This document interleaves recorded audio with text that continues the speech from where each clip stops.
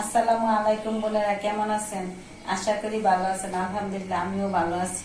আজ রান্না করব গুলশা বা ট্যাংরা মাছ দিয়ে দু পেঁয়াজু পাক করবো আজকে। ট্যাংরা মাছ আছে, পেঁয়াজ কুচি করে নিয়েছি, ধনিয়া পাতা কুচি করে নিয়েছি, কাঁচামরিচ কুচি করে নিয়েছি।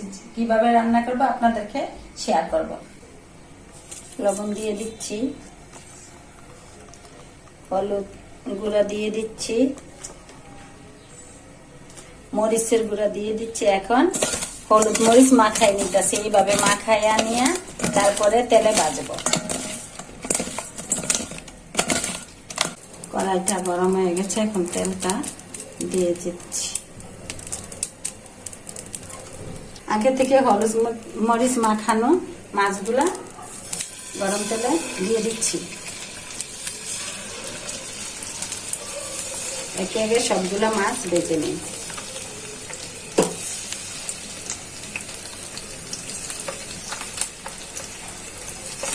ভাজা হয়ে যায়, দেখি মাছটা ভাজা হয়েছে কিনা। ও সুন্দর মতো হয়ে গেছে। কড়াইটা যদি ভালো করে গরম হয় তাহলে মাছটা সুন্দর করে উল্টাইতে সুবিধা হয়, মাছটা ভাঙবে না।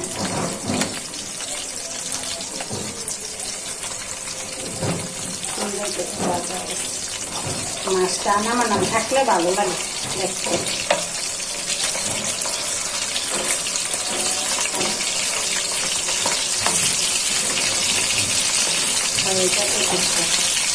মাছটা ভালো করে ভাজা উচিত দিয়ে ব্যাপার। এখন আস্তে আস্তে উঠাইয়া নিচ্ছি। মাছগুলো ভাজা হয়ে গেছে, এই যে সুন্দর মতো দুই পাশে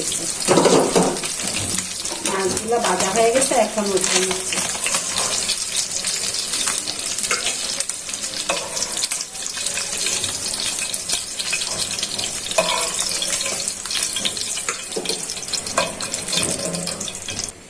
গরম তেলে পেঁয়াজগুলো কুচি করে পেঁয়াজগুলো ছেড়ে দিচ্ছি। এখানে পেঁয়াজটা ভাজা হয়ে যায়।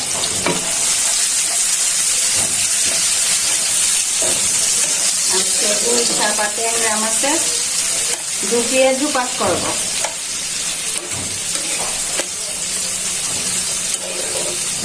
পেঁয়াজগুলা ভাজা হয়ে গেছে, কি সুন্দর একটা কালার আসছে না? এখন একটু ঝোল দিয়ে দিই, নাহলে মশলাটা পুরো দেবো।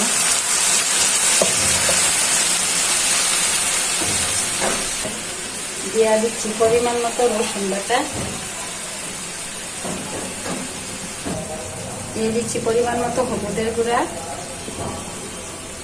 দিয়ে দিচ্ছি জিরার গুঁড়া পরিমাণ মতো, দিয়ে দিচ্ছি মরিচের গুঁড়া পরিমাণ মতো, স্বাদ মতো লবণ। মাছ ভাজার সময় লবণ দিছি তো, তার জন্য একটু কমাইয়া দিতে হয়। দিয়ে দিচ্ছি ফালি করা কাঁচামরিচ।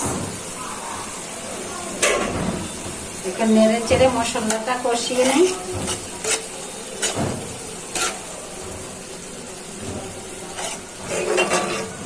আগে থেকে ভেজে রাখা মাছগুলো একে একে দিয়ে দিচ্ছি। কি সুন্দর কালারতেছে না কষানোর পরে।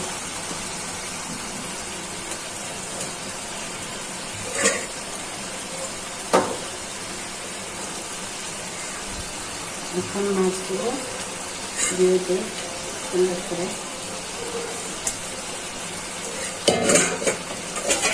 হালকা একটু ঝুল দিয়ে দিই মাছগুলা ভালো করে সিদ্ধ হওয়ার জন্য।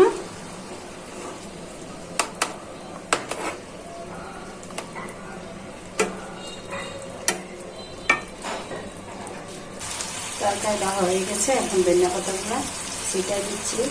বোনেরা ভালো থাকবেন, সুস্থ থাকবেন। আমার ভিডিওগুলো বেশি বেশি দেখবেন, লাইক কমেন্ট করবেন, সাবস্ক্রাইব করবেন। আল্লাহ হাফেজ।